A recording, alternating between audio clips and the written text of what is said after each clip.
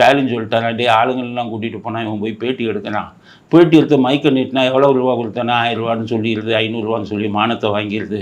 குழந்தைகளாக கூட்டிகிட்டு வந்துட்டேன்னு வச்சுக்க, குழந்தைகளுக்கு சொல்ல தெரியாது. அதனால் குழந்தைகளையும் பெண்களையும் கூட்டிகிட்டு வானோடனே இந்த ரோட் ஷோவில் பார்த்தீங்கன்னா வெறும் பெண்கள் குழந்தைகள் அவங்கள மட்டும் கூட்டிகிட்டு வந்து அங்கே ஒரு கூட்டம் இருக்கிற மாதிரி காட்டி இது பண்ண மாதிரி ஒரு செயற்கை இதை உருவாக்கியிருக்காரு.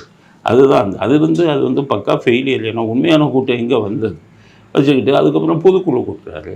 பொதுக்குழு கூட்டினா எவனும் கூப்பிட்டா வரமாட்டான். பொதுக்குழுவுக்கு போடா வேலை கிடையாதுடா அவங்களுக்கு, இங்கேருந்து மதுரைக்கு செலவு பண்ணி போகணும் அப்படின்னு. அதனால் 24 வகை காய்கறியை வை, 24 வகை மட்டன் சிக்கனை வை, சாப்பிட்றதுக்குன்னா வருமானம் ஒன்று. அதை எதுக்கு சொல்கிறேன்னா, நீ என்ன சாப்பாடு போடுறதுங்கிறத எங்கள் இப்போ ஒரு கல்யாணத்துக்கு பத்திரிக்கை கொடுக்குறீங்க, கீழ்கண்ட சாப்பாடு வகைகள் போடப்படும்னு எவனாச்சும் போடுவானா? அப்போ என்ன அர்த்தம்? இன்விடேஷனில் எந்தெந்த வகை சாப்பாடுனா சாப்பாடுக்காக வருவாங்க கூப்பிட்டோம் அப்படிங்கிறதுக்காக தானே நினைப்பான். இன்விடேஷன் வாங்குறவனே கோவப்படுவான், ஏன் சாப்பாடு போட்டேன், அவனை திங்கிறதுக்காக வரலன்னு அர்த்தமா அப்படிமா. இதே மாதிரி என்னென்ன போட போகிறோம்னு திங்கிற வகை வந்து இன்டர்நெட்டில் போட்டு விட்டாங்க. போட்டோன்னு பார்த்தீங்கன்னா பொதுக்குழுவில் அத்தனை பேரும் ப்ரெசன்ட்டு. இவனுக்கு அந்த சாப்பாடு இல்லைன்னு இருந்தால் கூட்டமே கூடியிருக்காது.